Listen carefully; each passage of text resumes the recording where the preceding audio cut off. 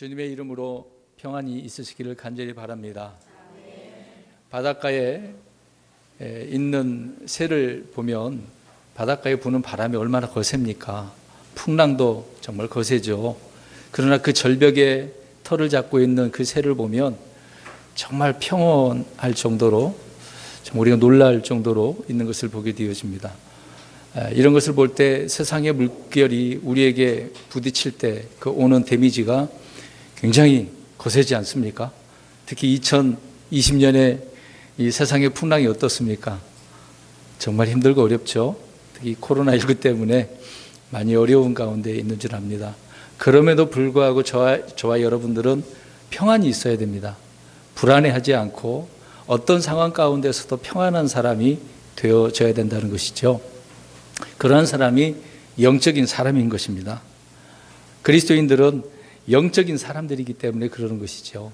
물론 우리가 육신 안에 있습니다. 아직 육신의 몸도 구속받지 못한 그런 상태이지만 여전히 우리는 지금 세상에서 살고 있고 또 세상의 물결에 의해서 부딪히고 있지만 그래도 우리는 구별된 영적인 사람들이라는 것입니다. 그런 우리들이 눈에 보이는 것들을 볼 때에 어떻게 판단하느냐가 참으로 중요하다라는 생각을 갖게 되어집니다. 우리는 눈에 보이는 것들을 영적으로 잘 판단하셔야 돼요. 보이지 않는 영의 세계가 있기 때문에 또 말씀을 통해서 이 보이는 이런 세상을 바로 보고 판단하고 옳고 그름을 잘 정해서 판단을 해서 올바른 선택을 해야 된다라는 것입니다. 이제 그렇게 되기 위해서는 성경 말씀밖에 없는 거죠. 알 수 있는 방법은 말씀밖에 없습니다. 성경의 다양한 말씀들을 통해서 또 여러 가지 예들이 있지 않겠습니까? 또 다양한 사건들이 기록되어 있는데 이런 것들을 보고서 우리가 올바른 판단을 해야 된다라는 것이죠. 그래서 영적인 것은 영적인 것으로 잘 풀어서 우리가 살아가야 되는 것입니다. 이런 게 안 되면 요한복음 6장에 나오는 주님의 이제 12제자 말고 많은 제자들을 따라다니는 제자들이 있지 않았습니까? 그런 제자들처럼 되는 것입니다. 이번에 이제 문답을 하시고 제출을 하셨습니다만은 이제 많은 제자들이 주님을 떠난 이유가 있었던 것입니다. 물론 처음에 기적을 보고 따라온 부분이겠지만, 근데 그 따라와서 주님의 말씀을 들으니까 주님은 육신적인 이야기를 하는 게 아니고 어떤 이야기를 하십니까? 영적인 말씀을 하시는 거예요. 하늘에서 내린 만나 실제 내렸지만 그것이 만나가 누구라고 이야기하죠? 예수님 자신이라고 하는 거죠. 그러니까 나를 먹으라 그러니까 예수님을 그런 말씀이 어떻게 생각되는 거죠? 들은 자의 입장으로는 식인종, 뭐 사람을 먹으라는 얘기야? 이제 그런 입장으로 생각할 수밖에 없는 거죠. 이해는 못한다 그 얘기입니다. 그러니까 영적인 말씀들을 사람들은 이제 육신적인 그런 사람들이 영적인 말씀들을 이해를 못하니까 받아들이지 못하는 것이죠. 그래서 그 제자들이 많은 제자들이 그때서부터 어떻게 됐습니까? 떠나가 버리죠. 다시는 예수님과 함께하지 않았다. 그런 말씀을 하고 있는 것입니다. 어떻습니까? 저와 여러분은 지금 처음에 말씀드린 것처럼 영적인 사람들인데 영적인 말씀을 따라가시겠습니까? 육적인 것들을 따라가겠습니까? 정말 그렇게 하시겠습니까? 대답을 하셨습니다. 안 하신 분들은 중립적인 말이 어떤 말이 튀어나올까 봐 그럴지도 모르겠습니다만은 우리 영적인 사람들입니다. 영적인 말씀이 있기 때문에 찬송가도 그런 거 있잖아요. 영적인 말씀 배우도다. 잘 배워서 그 길을 가고자 하는 것이잖아요. 지금 그리스도인들이 우리에게 주어진 킹제임스 성경 얼마나 중요합니까? 주께서 보존해 주셨는데 이런 말씀을 통해서 많은 지식이 우리에게 들어오지만 이런 말씀들을 바르게 이해를 하고 또 그 말씀을 순종해서 살아가야 됩니다. 지식으로만 쌓지 말고 그 지식이 나의 삶의 능력이 돼야 되는 것이죠. 그래서 주어지는 환경 가운데 처음에 말씀드린 것처럼 평안을 누려야 돼요. 이런 말씀 있는 사람들은 막 흔들리는 게 아니에요. 이 뭐 불안에 떨고 어떻게 되는가, 이 코로나 때문에 뭐 어쩌고 종말이고 어쩌고 그런 데 집중하지는 않아요. 묵묵히 내가 가야 될 삶 속에서 믿음을 따라 살아가는 것이죠. 그게 요동치 않는 사람이라는 것입니다. 세상의 물결에 흔들리지 않는 저와 여러분들이 돼야 되겠죠. 그래서 이런 상황 가운데서 지금 몇 주 동안 쭉 말씀을 드리고 있습니다. 주를 존중하는 사람이 되자고 말씀드렸었는데 어떻습니까? 그 말씀들을 계속 기억하시고 말씀을 존중하고 사시고 있는지요? 아니면 여전히 의심하고 신뢰하지 않고 내가 하고 싶은 대로 이렇게 살고 있지는 않습니까? 그리고 지난주에는 의를 흐리게 하라고 말씀드리지 않았습니까? 우리는 내 의가 아닙니다. 이제는 하나님의 의를 우리는 삶 속에서 흐르게 해야 돼요. 내가 순종할 때 그 의가 흘러넘치게 하는 것이죠. 그럴 때 주님의 영광이 드러나는 것이고, 또 그럴 때 믿지 않는 자들이 저와 여러분들의 그 선한 행위를 통해서, 그 빛을 통해서 하나님께 영광을 돌리게 된다고 하지 않습니까? 그만큼 우리 그리스도인들의 역할이 중요한 거예요. 영적인 사람들이 영적으로 살아갈 때 이렇게 되어진다라고 하는 것입니다.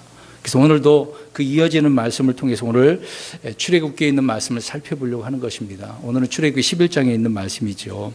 우리가 알다시피 11장 쭉 앞에서 살펴보면 10가지 재앙이 나오지만 마지막 첫 태생, 장자 죽음이라고 하지 않습니까? 근데 사람만 죽은 게 아니라 모든 짐승도 첫 태생은 다 처음 난 것들은 하나님이 죽이시죠. 근데 처음 난, 뒤에서 말씀드리겠습니다만은 첫 것 대표적으로 이렇게 했지만 모든 것을 다 통틀어서 이야기한다라고 생각하시면 될 것 같습니다.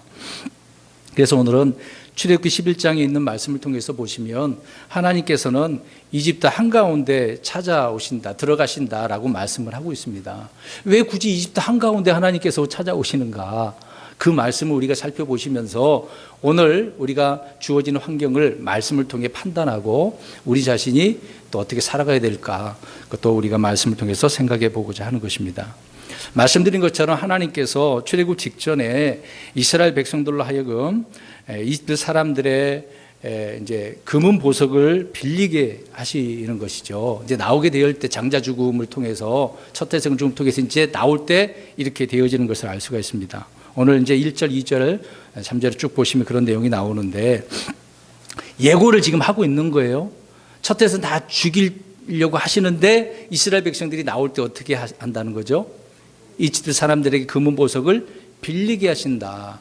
이 부분을 예전에 제가 2018년도 7월 정도 될 겁니다. 찾아보니까 그렇더라고요.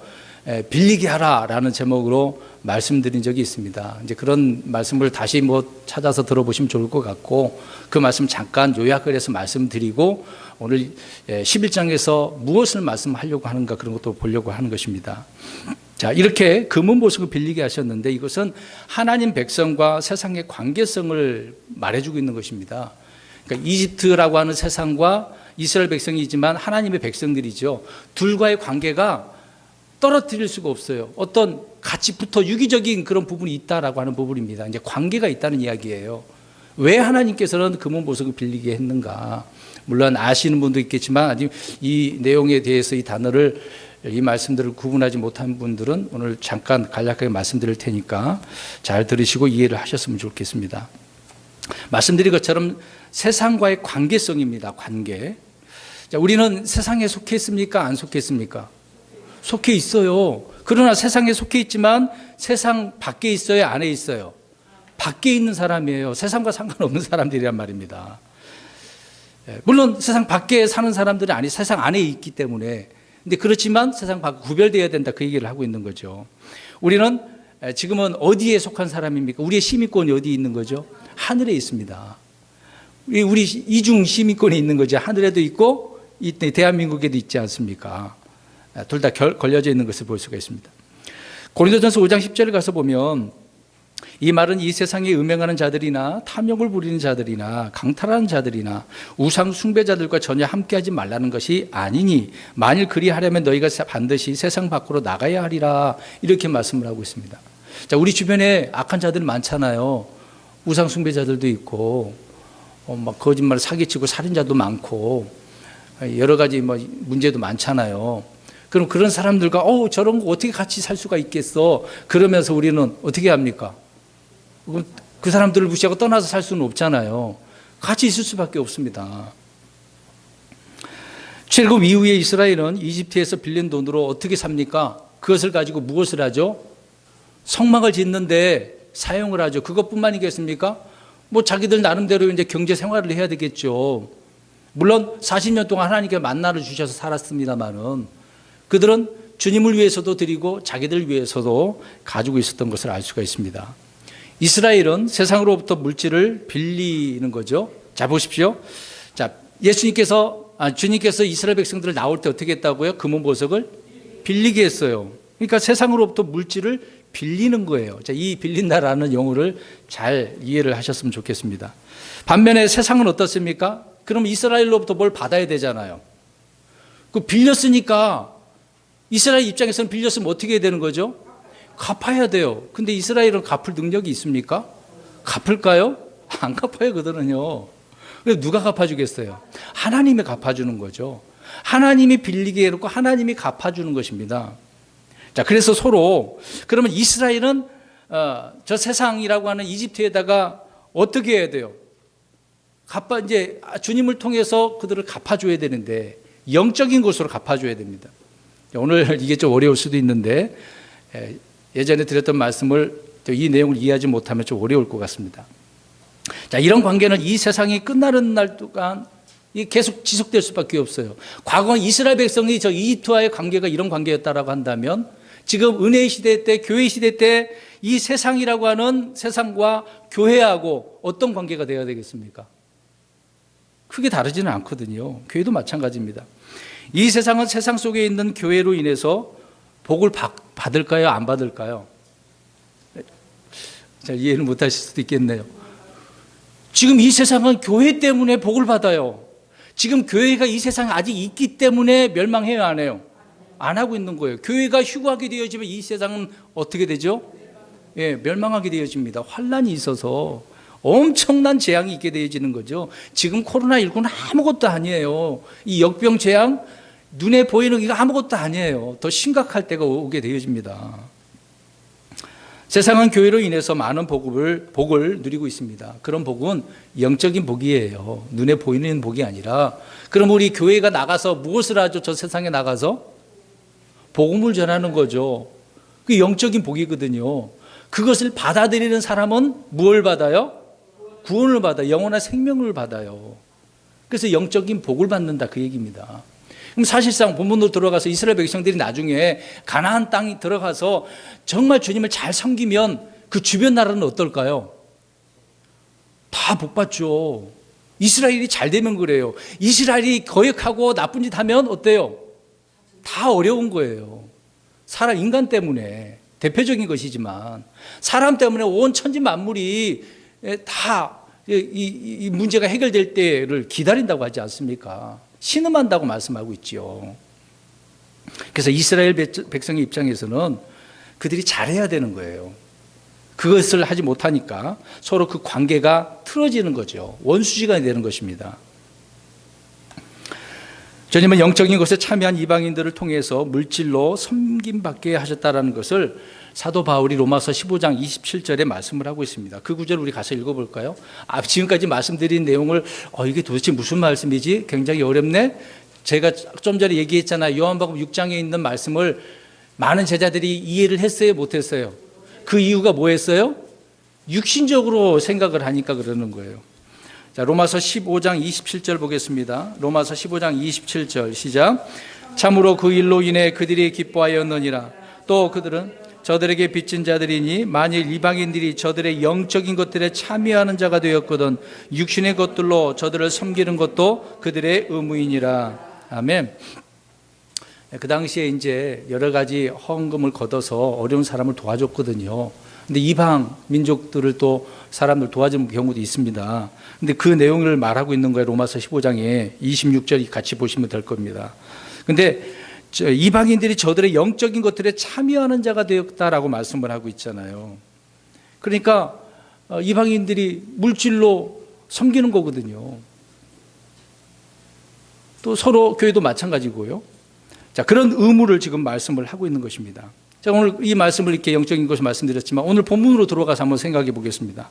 자, 그러나 히브리인들은 요셉 그 이후로 어땠을까요? 영적인 것들을 어떻게 제대로 뿌렸을까요? 그렇지 않았죠. 그래서 하나님께서는 이집트에서 취해라고 하지 않고 빌려가라고 말씀을 지금 하고 있는 것입니다. 영적인 것을 뿌리면 이집트 사람들이 히브리인들에게 갚아야 되는 것이거든요. 고린도전서 9장 11절에 우리가 너희에게 영적인 것들을 뿌렸은즉 너희의 육적인 것들을 거둔다 해도 그것이 큰일이냐. 앞에서 말씀드린 것처럼 영적인 것들을 뿌리면 육적인 것들은 어떻게 되는 거죠?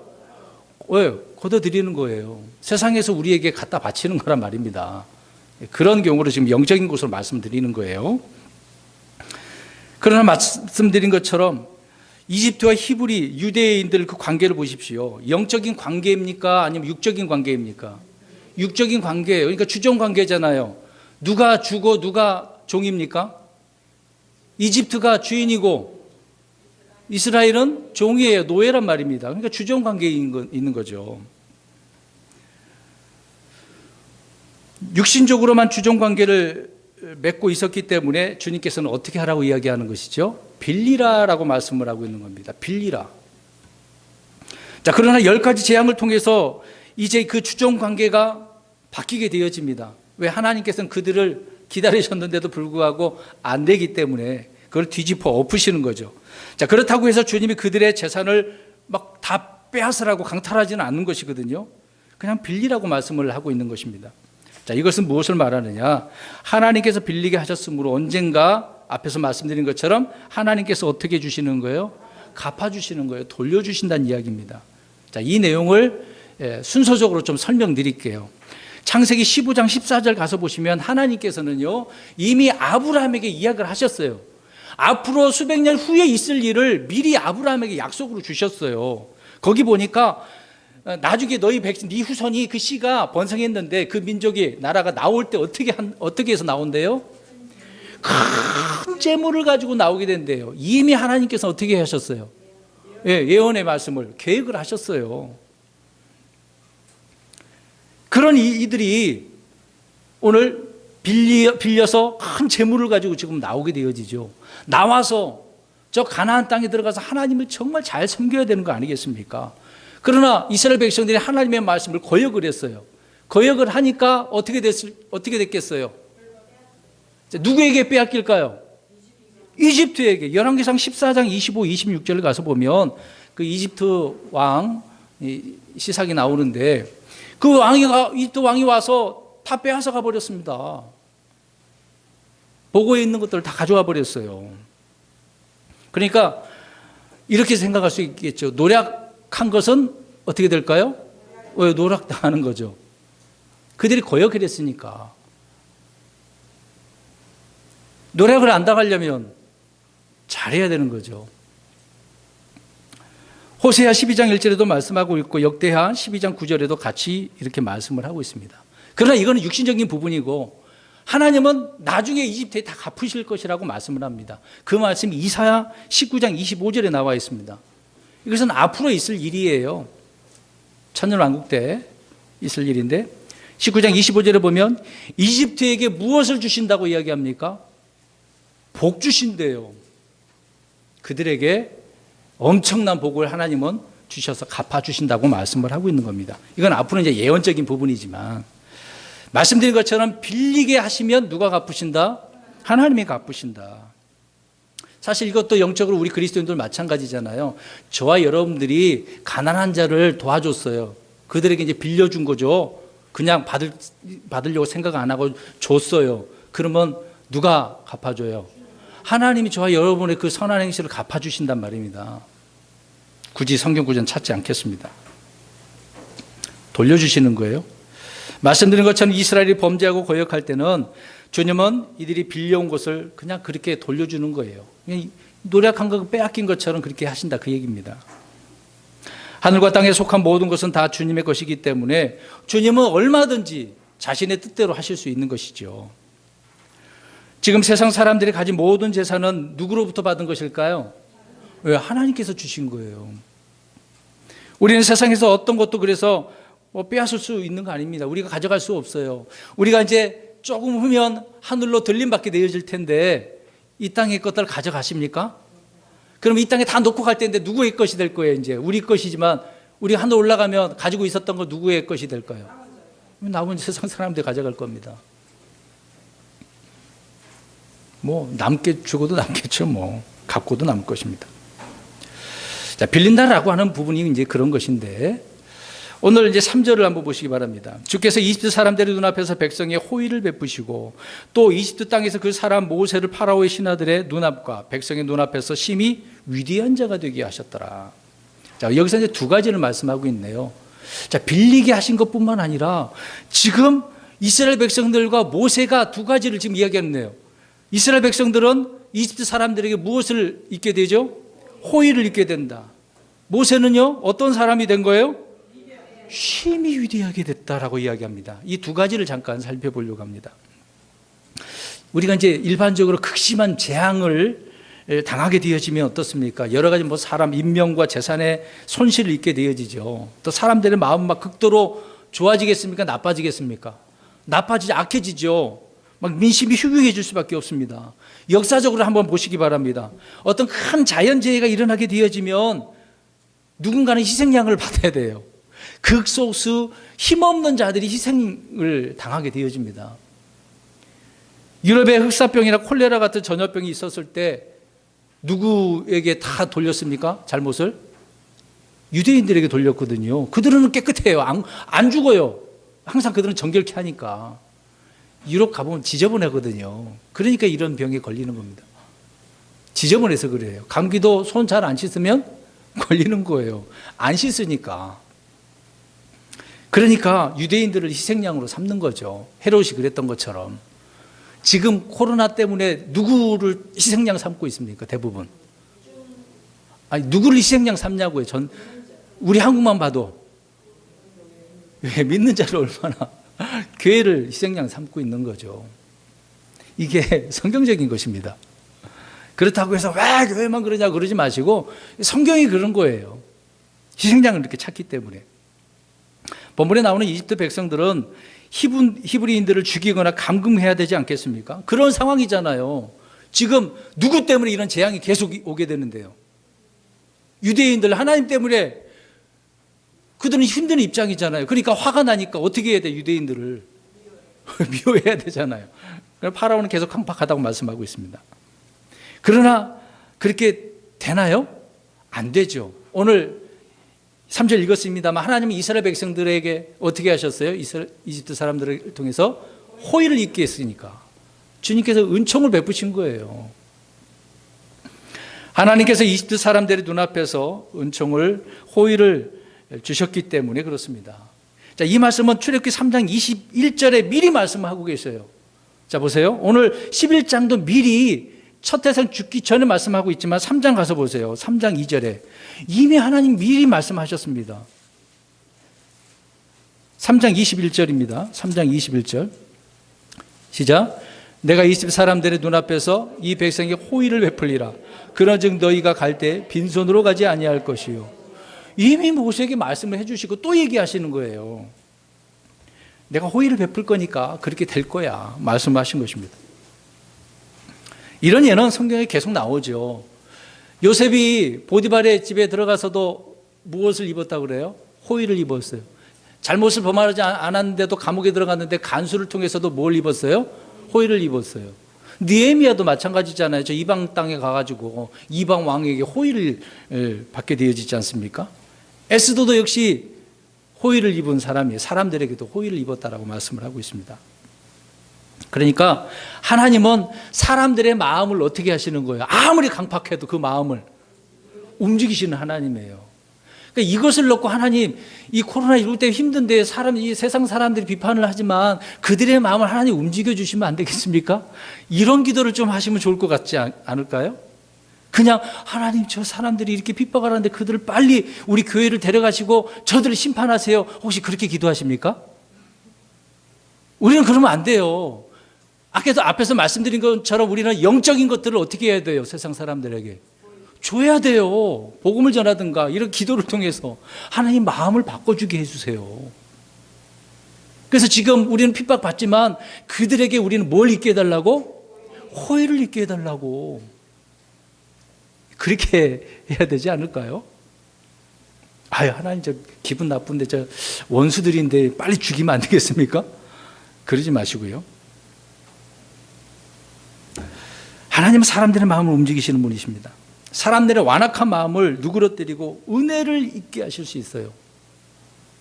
잠실에 공부하고 성경 공부 가르치러 가는데 거기에 계신 한 분이 돈을 누구에게 엄청난 많은 돈을 빌려줬는데 그분이 안 갚고 오히려 뭐 문서를 잘못했다고 차용증이 있었는데 그걸 조작을 했다고 그래가지고 그분이 누명 쓰고 감옥에 들어갔다 나왔어요.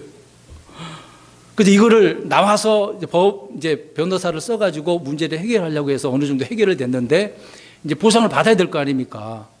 근데 이 법을 다루는 사람이 검사나 여러 사람, 경찰들이요, 계속해서 나쁜 마음을 가지고 이걸 안 해주려고 한다고 얘기하더라고요. 그래서 기도를 저한테 요청을 하더라고요. 그래서 제가 그분에게 이제 기도를 하면서 이렇게 기도하자라고 했거든요. 금방 말씀드린 것처럼. 저들의 악한 마음을 하나님께 돌이키셔서 선한 마음으로 바꿔달라고. 오늘 우리가 호의를 그렇게 입어야 되지 않겠습니까? 하나님은 사람의 마음을 어떻게 하시는 분이에요? 움직이시는 하나님, 바꾸시는 하나님이거든요. 우리 그리스도인들이 이렇게 살아가야 돼요. 물론 핍박을 받지만 그러면서 인내하면서 하나님을 신뢰하면서 하나님 이렇게 내가 하나님에게나 사람에게 호의를 입고 살고 싶습니다. 비록 내가 지금 당장 핍박을 받지만 하나님 이렇게 바꿔주시면 안 되겠습니까? 이런 기도 안 들어주실까요? 들어주십니다. 주님을 신뢰하고 기도해 보십시오. 자, 만약에 호의를 입지 않았다라고 한다면 이스라엘 백성들이 나올 때 이스라엘 사람들과 어떻게 될까요? 싸우고 나와야죠. 그냥 못 나와요. 호의를 입었으니까 야 빨리 가지고 나가라 그러죠. 그러면 우리가 이 호의를 얻는 방법이 있을 거 아닙니까? 잠언서 3장 3절과 4절에 말씀하고 있습니다. 긍휼과 진리가 내게서 떠나지 말게 하고 그것들을 내 목에 매며 내 마음판에 기록하라. 그리하면 내가 하나님과 사람의 눈앞에서 호의와 선한 명철을 얻으리라. 자, 어떻게 해요? 방법이 뭐예요? 주님의 말씀들을 떠나지 않게 목에 걸어요. 항상 말씀 가운데 살라 그 얘기잖아요. 우리 그리스도인답게 살 때, 성경적으로 말씀으로 바르게 살 때 하나님께서는 복을 주시고 호의를 입게 해주신다 그 얘기입니다. 내가 바르게 안 살면 호의를 못 입는 거예요.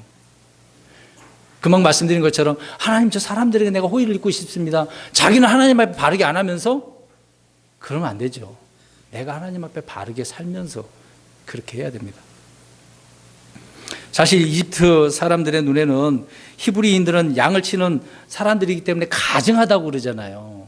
요셉도 알고 있어서 그 사람들이 그렇게 가증히 여기니까 양을 치는 자는 그렇게 여겼으니까 고센 땅에서 그렇게 살게 해달라고 요청하라고 자기 아버지한테 요구하죠. 그렇게 물어보면 말을 하라고.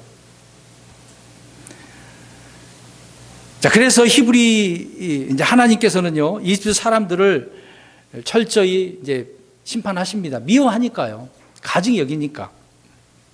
또 이스라엘 백성들을 노예로 삼아 버렸으니까 그들을 나오게 하려면 심판할 수밖에 없죠. 그럼에도 불구하고 하나님께서는 이렇게 호의를 입게 해 주셔서 나오게 하시는 것이다 라고 하는 것입니다. 다른 방법이 없어요. 이게 주님의 능력이잖아요. 누가 하겠습니까? 아무도 못하는, 모세도 못하는 거거든요. 우리 그리스도인들, 성도들이 세상에서 인정을 받고 호의를 얻는다면 전적인 누구의 은혜입니까? 하나님의 은혜죠. 그럴 때 우리가 이 주의 첫날 나와서 하나님 정말 감사합니다. 내가 지난 한 주간 동안 이렇게 하나님을 통해서 은혜를, 호의를 세상 사람들에게 입고 왔습니다. 그래서 나 자신 오늘 드리겠습니다. 그래야 기쁨의 예배가 되지 않겠습니까? 앞에서 말씀드린 요셉과 느헤미야, 다니엘도 에스더도 마찬가지입니다. 그들은요 하나님의 사람들이고 이방 사람들에게 이렇게 그들과 타협을 해서 그렇다고요? 아니에요. 철저히 그들은 믿음을 보여줬잖아요. 다니엘이 죽을 줄 알면서 잡혀가서 고난을 당할 줄 알면서도 어떻게 했어요? 기도했잖아요. 세 친구는 또 어떻습니까? 풀무불에 들어갈 줄 알면서도 주님을 섬기죠. 그러니까 호의를 입는 거예요. 그러니까 지금 이런 어려운 가운데 저와 여러분들이 신실하게 살아보십시오. 여기 계신 분들, 저도 마찬가지로 포함해서 그렇게 살면 하나님께서는 세상에서 호의를 입게 될 것입니다. 믿으십니까? 이건 제 말이 아닙니다. 성경이 그렇게 말씀을 하고 있으니까요.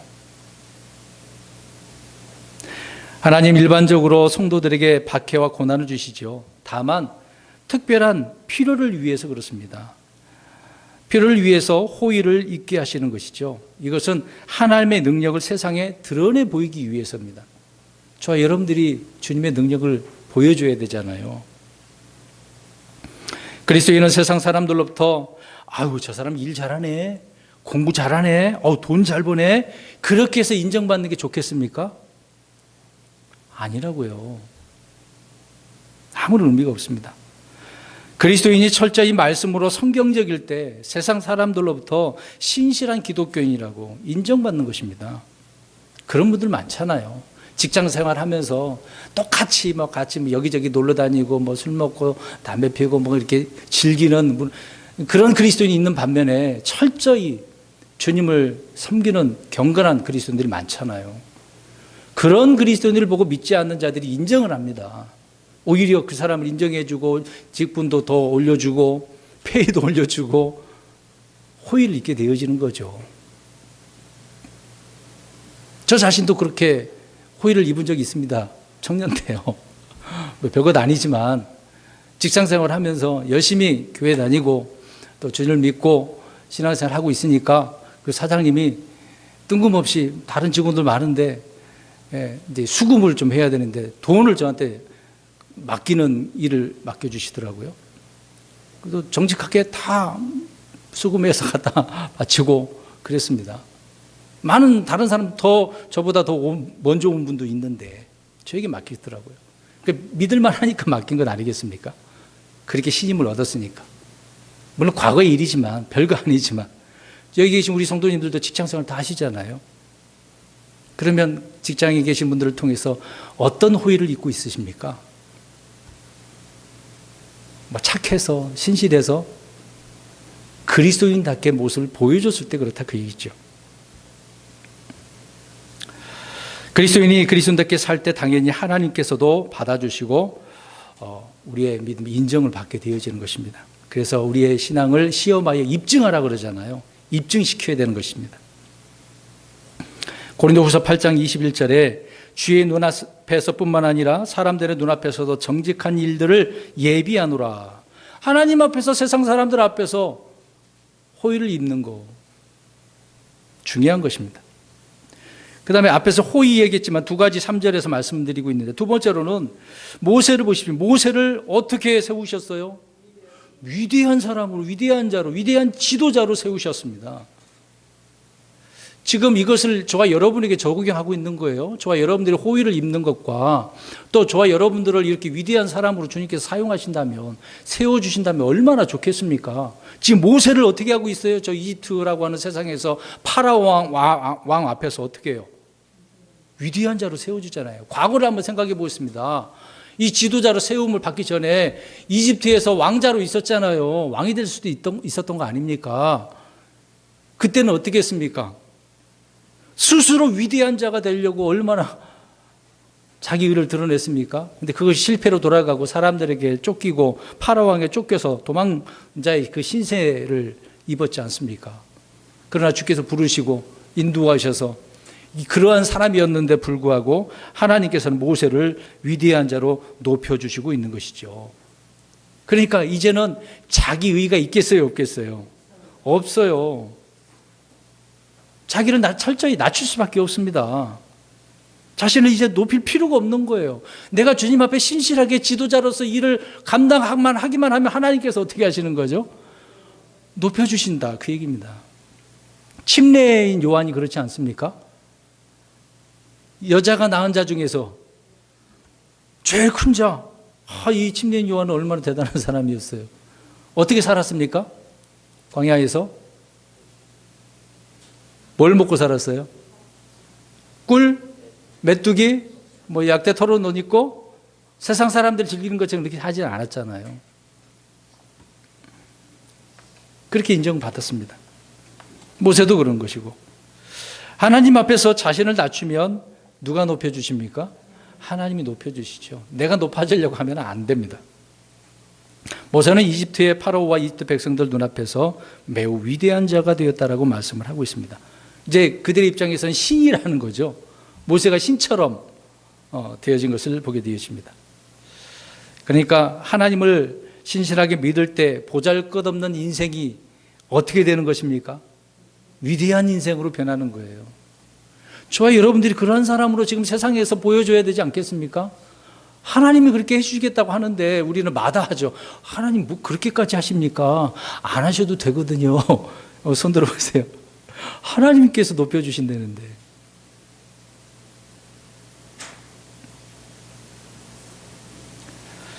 4절에서 6절 가서 보시기 바랍니다. 오늘 본문의 11장, 출애굽기 11장 4절에서 6절. 모세가 이르되 주께서 이것을 말씀하시기를 자정이 될 즈음에 내가 이집트 한가운데로 들어가리니 이집트 땅에 처음 난 모든 것은 왕제 앉은 파라오의 처음 난 자로부터 맷돌 뒤에 여종의 처음 난 자까지 죽고 짐승의 처음 난 모든 것도 죽으리라. 이집트 온 땅에 두루 큰 부르짖음이 있을 터인데 그와 같은 것은 전에도 없었고 앞으로도 다시는 없으리라. 이제는 4절에 6절 말씀에 보니까 주님께서 언제 오셔서 심판하는 것을 보게 되어집니까? 자정이네요. 자, 오시는 그 때를 우리가 좀 볼 수가 있습니다. 자정에 오시네요. 자정에. 이렇게 자정에 오는 것은 어떤 큰 심판이 있는 것을 보게 되어집니다. 그러니까 이때는 이제 이집트 백성들에게는 이 자정은 어떤 때예요? 첫 것은 다 죽는 죽음의 심판이죠. 흑암. 흔히 말하는 죽음이 오는 겁니다. 그러나 히브리 유대인들 사람들에게는 문설주에다가 양의 피를 발라놨으니 그 집은 어때요? 넘어가는 이제 은혜가 있는 거죠. 두 가지가 양면성을 보게 되어집니다. 이집트 사람들에게는 죽음의 심판이지만 유대인들에게는 구원의 은혜가 있는 것이죠. 이 구원이라고 하는 것은 지옥으로부터 구원이 말하는 게 아니고 지금 이 죽음을 통해서 살아나는 것을 이야기하고 있는 겁니다. 하나님께서 처음 난 것, 처음 난 자를 치시는 것은 모두를, 앞에서 말씀드린 것처럼 모두를 치셨다라고 하는 예표이에요. 근데 사람들은 의문점을 가질 거예요. 하나님은 어디 죄 없는 아이들까지 이렇게 죽이셔?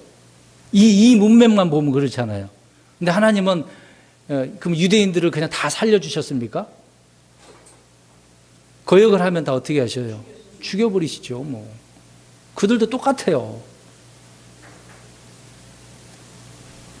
자, 왜 여기에서 다 죽이셨는가라고 할 때 처음 태생을 죽이셨는가? 그것은 그들이 이미 오래전에 이 유대인들의 아이들을 어떻게 했어요? 바로 왕이 죽였으니까 그거를 묻는 거예요. 죄를 묻는 겁니다. 모세가 태어났을 때 얼마나 많은 아이들 죽었습니까? 그거를 묻는 거예요. 또 한 가지 로마서 9장 22절에 말씀하고 있는 것처럼 자신의 분노를 보이신다고, 자신의 권능을 알게 하신다고 말씀을 하고 있습니다.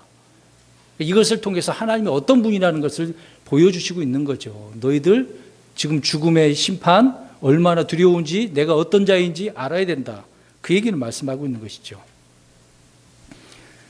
그래서 하나님께서는 심히 오래 참고 인내하신데도 불구하고 이제 이 세상도 머지않아 이런 심판을 받게 될 것입니다. 세상의 모든 사람도 마찬가지겠죠. 저 사탄도 마찬가지고요. 하나님은 이 심판을 통해서 이스라엘 백성들에게는 동일하게 경고를 주시네요. 그들에게는 또 구원의 은혜가 될 수 있겠습니다만은 만약에 똑같이 이스라엘 백성들도 이집트 사람들과 같이 주님을 신뢰하지 않고 비판하고 등을 돌리는 그런 모습을 보일 때 어떻게 할까요? 이집트에서 내린 그 재앙들을 다 우리 아모스서 가서 보겠습니다. 아모스서 4장 10절. 항상 성경은 양면성을 보셔야 됩니다. 한 가지만 말씀한 게 아니라 이집트를 그렇게 하신 것처럼 이스라엘도 그렇게 하시겠다는 거예요. 또 동일한 거예요. 하나님의 심판은요. 아모스서 4장 10절 시작. 내가 이집트에서 행한 방식대로 너희 가운데 역병을 보내고 칼로 너희의 젊은이들을 죽이며 너희의 말들을 빼앗아가고 너희 진영의 고약한 냄새가 너희 콧구멍에까지 이르게 하였느니라. 그럼에도 너희가 내게로 돌아오지 아니하였느니라. 주가 말하노라. 정말 하나님 얼마나 답답하셨겠어요. 이렇게 이집트에서 내린 재앙을 그대로 했는데도 이스라엘 백성들은 어떻게 해요? 안 돌아왔어. 얼마나 강팍하면 그러겠습니까? 그러면 이것을 통해서 학습 효과라는 것이 있잖아요. 학습 효과. 자 보세요. 이집트 백성들 입장에서 이스라엘 백성들 입장에서 이집트 사람들이 죽음의 심판으로 인해서 처음 난 것이 다 죽었어. 그러면 어떻게 해야 돼요? 유대인들은 두려워요. 하나님 잘 섬겨야 되겠구나. 그렇지. 근데 광야 40년 동안 또 그 여정을 겪으면서 하나님께 주신 말씀들을, 율법들을 가지고 살아야 되겠구나. 가나안 땅에서 잘 살아야지. 근데 어떻게 했어요? 아니잖아요. 학습 효과가 없네요. 눈으로 봤으면, 그러면 이걸 생각해 보겠습니다. 코로나19를 봤으면, 앞으로 이제 교회가 하늘로 올라가게 되어지면, 나중에 이제 환란이 있게 될 텐데, 얼마나 심각하게 되겠습니까? 그러면 환란 그 기간 동안에 세상 사람들, 유대인들 어떨까요? 그것을 보면서 학습 효과를 봤다고 한다면 무서워해야 되는데 없죠. 환란 때 더 어떻다고 그랬습니까? 사람들이 더 완악하고 하나님의 이름을 어떻게 한다고 그랬어요? 예배시하고 신성모독한다고 계시록에 말씀하고 있지 않습니까? 막 욕하는 거예요. 막 괴로워하면서도 막 욕하는 거잖아요. 자신을 안 돌아보는 거죠. 그러니까 학습 효과가 있어요, 없어요? 없는 거죠. 여전히 없어요. 이스라엘 백성들이 그런 것처럼. 그러면 저와 여러분들 어떻습니까? 지금 드러난 이런 일들을 통해서 우리는 학습 효과라는 것을 얻어야 돼요. 깨달아야 돼요. 어떻게 여기고 있습니까? 그냥 흘러가는 대로 아무 생각 없이 지내고 계시나요? 이 시점에서 내가 무엇을 교훈을 얻어야 되는가? 그 학습 효과가 있어야 됩니다. 자, 자정의 이집트에서 주님이 오셔서 심판하시는데 이때는 두렵죠. 정말 무서운 때입니다. 그래서 아모스 대언자가 범죄한 이스라엘을 향하여 이야기하죠. 아모스 4장 12절에 오 이스라엘아 그러므로 내가 네게 이와 같이 행하리라. 오 이스라엘아 내가 이것을 네게 행하리니 내 하나님 만나기를 예비할지니라. 자, 주님께서 오실 것을 알았다고 한다면 어떻게 해야 돼요? 예비해야 돼요. 미리 말씀해 주면 예비를 해야 되는데 예비를 안 해. 그리스도인도 마찬가지입니다. 우리가 들림받는 그 약속을 우리가 믿고 기다리고 있습니다만은 그 기다리면서 예비를 해야 될 거 아니에요. 아무 생각 없이 그런 건 아니지 않습니까? 주님은 어느 날 우리를 방문하실지 몰라요. 분명히 방문하실 겁니다. 오실 겁니다. 눈 깜짝할 사이에 우리는 들려서 올라가겠습니다만은 그러면 그걸로 끝나나요? 우리 그리스도인들에게도 뭐가 남아있다고 그랬습니까? 그리스도의 심판석에서 저와 여러분들의 행위, 죄에 대한 심판이 아니고 살면서 구원받고 난 이후에 어떤 삶을 살았는가 그 행위에 대한 심판입니다. 그걸 생각을 하고 예비하셔야죠. 자, 오늘 제목처럼 주님은 언제 오시는가 이제 중요합니다. 성경에 보니까 주님께서는 예언하신 대로 오신다라고 말씀하고 있습니다. 창세기 50장 24절 25절에 보면 요셉이 자기 후손들에게 미리 이 말씀을 해주고 있어요. 하나님께서 반드시 어떻게 하리라? 오시리라. 예전에 이 설교 했지 않습니까? 반드시 찾아오신다고. 기억나신 분이 있을지도 모르겠네요. 반드시 찾아오신다고. 예언하신 대로 주님께서는 찾아오신다는 겁니다. 예언의 말씀이 있으면 우리가 이거를 믿는다고 한다면 피하겠습니까? 안 피하겠습니까? 피하겠죠. 준비를 하고 있겠죠. 믿으니까. 근데 이 말씀을 신실하게 기다리지 않고 믿지 않고 있다고 한다면 그냥 살겠죠, 뭐. 우리 그리스도인들이 유대인들과 같이 이 세상에서 허무한 것에 굴복당하고 종노릇하고 고된 삶을 살아가고 있습니다. 유대인들처럼 살아가고 있는 거예요. 나그네로. 세상의 모든 피조물 역시 썩어짐의 그 속박에서 벗어날 그날을 기다리고 있다고 하는 것처럼 우리는 기다리고 있습니다. 그래서 우리에겐 재림의 소망이 중요하다고 몇 주 전에 말씀을 드리지 않았습니까? 사도행전 21장 1절 가서 보시면 주께서 친히 말씀하신 대로 사라를 찾아오셨고 창세기 21장 1절에 또 주께서 친히 이르신 대로 사라에게 행하셨으므로 자, 미리 하나님은 말씀하셨지만 그 말씀하신 대로 찾아오셨다라고 말씀하고 있습니다. 예언한 대로 약속하신 대로 저희 여러분들에게도 하나님께서 어떻게 해요? 찾아오십니다. 오늘 이 밤에 찾아오시면 어떻게 하시겠습니까?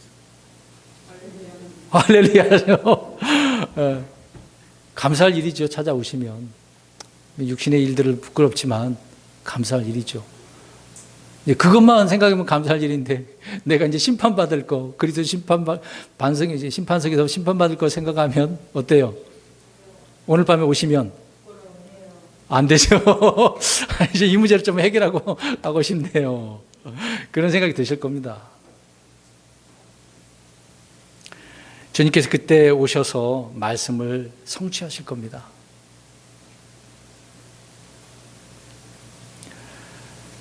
주님께서는 그래서 본보기로 그렇게 보여주셔서 우리를 이렇게 이제 찾아오셔서 이루시고 또 돌봐주실 것이라는 것을 알 수가 있습니다. 또 하나는 징계의 수단이라는 것을 알 수가 있습니다. 이사야 26장 16절 가서 보십시오. 주님께서 주시는 재앙들이 있고 세상에 이제 그 재앙은 이제 세상의 심판이 되겠습니다만은 성도들에게는 주님을 찾게 하기 위한 징계라고 이야기하고 있습니다. 저는 이 부분을 또 생각해 보고자 하는 부분이 지금 이 세상에 또 이 세계에 우리 한국에 일어나고 있는 여러 가지 이제 코로나19가 이제 문제가 되겠습니다만은 이것을 통해서도 하나의 징계라고 볼 수도 있거든요.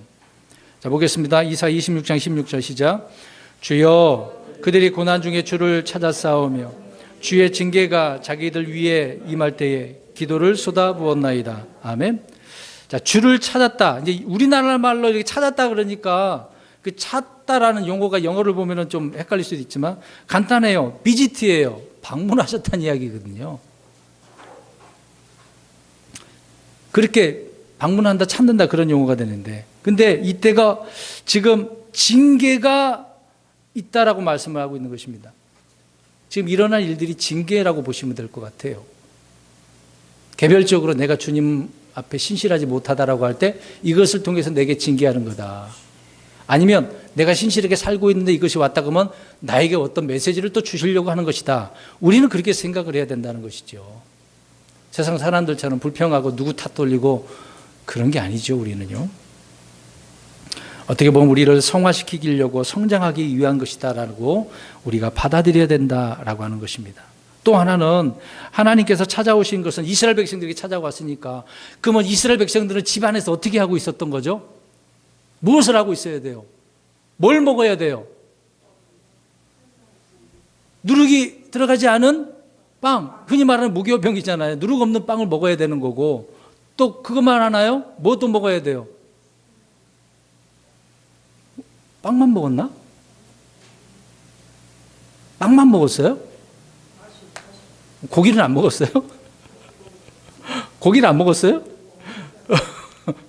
모르시는 것처럼 성경도 다시 읽어야 될 것 같은데 지금 2020년 성경 한 번 일독할 게 거의 다 끝났거든요. 이 출애굽기 좀 다시 읽어야 되나? 그러면서 주님의 말씀을 어떻게 하는 거예요? 명령대로 순종하고 있어야 되는 거죠. 명령대로 하고 있어야 돼요.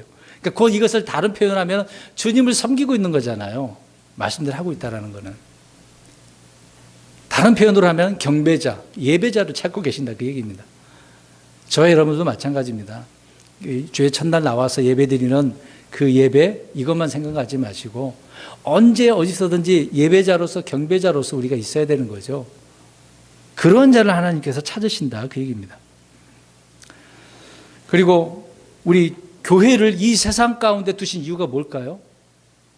이 세상 가운데 왜 세상 가운데 교회를 두셨습니까? 저와 여러분들이 앞에서 말씀드린 것처럼 복음을 전하는 것도 마찬가지겠습니다만은 경배하는 삶을 사람들에게 보여줘야 돼요. 근데 세상은 어떻게 할까? 예배 드리라고 그래요? 하지 말라 그래요? 못하게 하잖아요. 모세가 파라오 왕에 가가지고 하나님께서 명령하셨습니다. 이 백성을 데리고 가서 또 이 짐승들을 데리고 가서 쫙 하나님께서 원하시는 곳으로 가서 사흘길에 가서 하나님을 섬기려고 합니다. 그 얘기를 하잖아요. 근데 파라오는 어떻게 합니까? 안 돼 그러잖아요. 아이 장년들만 데리고 가, 애들을 놓고 가, 아니면 짐승을 놓고 가. 왜 그렇게 했을 것 같아요? 뭘 하지 못하게? 주님을 섬기지 못하게, 경배자가 되지 못하게 만드는 거거든요. 지금도 마찬가지입니다. 세상은 계속해서 믿는 자들에게 주님을 섬기지 못하도록 만드는 거예요. 지금이 그런 시대를 우리가 보고 있지 않습니까? 하나의 시청각 교육으로 우리가 생각해 볼 수 있는 것이죠. 여러분, 그래서 교회를 경배하는 삶을 살아가는 그런 자를 찾고 계신다는 것입니다. 잘 먹고 잘 살기 위해서 아니에요. 생활 방식이 다른 거죠. 우리의 생활 방식은 그렇지 않습니다. 우리는 영적인 삶을 살기 위한 것이고, 세상 사람들은 무엇입니까? 자기 삶을 잘 살기 위해서, 내 삶을 영위하기 위해서인 것이죠. 저야 여러분들은 영적인 삶을 영위하기 위해서인 것이고, 이러한 사람을 하나님은 찾고 계신 것입니다. 그래서 예배가 중요합니다. 주님을 섬기는 것이 중요한 것입니다. 우습게 생각하면 안 됩니다. 이런 것을 우리가 섞으면 안 되겠죠. 분명한 차이가 있는 것에 불구하고 그 차이를 우리는 바로 둬야 되는 거죠. 그러니까 우선순위가 바뀌면 안 됩니다. 너희는 먼저 무엇을 구해요? 의를 구하는 거죠. 주님의 의를 구하는 것입니다. 그래서 지난주에 의를 어떻게 하라? 흐르게 하라. 주님의 의를 우리가 이 세상에서 흐르게 해야 되는 거죠. 여러분, 이렇게 주님은 찾아오신 이유가 있었던 것입니다. 또 저의 여러분들을 세상에 보내셨죠. 세상에서 불러내어 주셨는데 다시 어떻게 해요? 세상으로 가라고 보내주셔서 우리는 이렇게 살고 있습니다. 그러면서 허우적거리면서 괴로워하면서 신음하고 있지만 우리는 주님의 명령에 따라 주님의 의를 드러내고 예배자로서 드러내게 되어지면 하나님뿐만 아니라 세상 사람들이 무엇을 입어요? 오늘 처음에 말씀드린 것처럼 호의를 입고 사랑을 받고 믿음으로 승리할 수 있는 것입니다.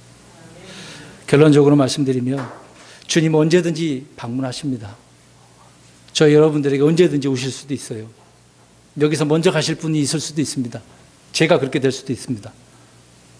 먼저 갔다고 해서 뭐라 그러지 마세요. 만약에 제가 먼저 가면 하나님께 먼저 간 거니까 감사하고 기뻐해야 되겠죠. 혹시 저를 위해서 울어주시겠어요? 만약에 제가 죽는다고 한다면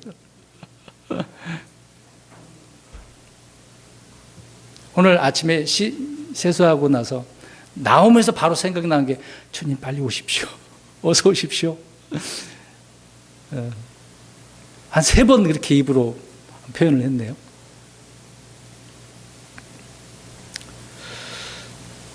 주님의 임재 의식이 없는 사람은 정말 부끄러운 것이죠. 여러분, 상갓집에 가면 어떻게 하는 거죠? 사실상 슬퍼하죠. 잔치집에 가면 기뻐합니다. 근데 그곳에 가서 상갓집에 갔는데 슬퍼해야 되는데 슬퍼하지 않고 웃으면, 그렇죠? 잔치집에 가서 슬피 울면 이것도 잘못된 거잖아요. 교회에 와가지고 찬양의 기쁨이 있었는데 기쁨은 없고 막 슬퍼 괴로워. 기도해서 응답받아야 되는데 기도가 안 돼. 말씀을 듣고 능력 있게 살아가야 되는데 말씀이 귀에 안 들어와. 이 문제 있는 것입니다. 사랑하는 성도 여러분, 주님이 오늘 밤 한가운데 오시면, 저 이집트 한가운데 들어가신 것처럼 저 여러분들에게 오시면 얼마나 한편으로 감사하지만 한편으로는 두려운 일이 되겠죠. 우리에게 주어진 그런 일들을 생각하시면서 내가 하나님 앞에 어떻게 살고 있는가, 이번 한 주간 동안에도 깊이 생각을 하고 하나님을 의식하며 살아가는 저와 여러분 되시기를 주의 이름으로 축원합니다. 아멘. 기도하겠습니다.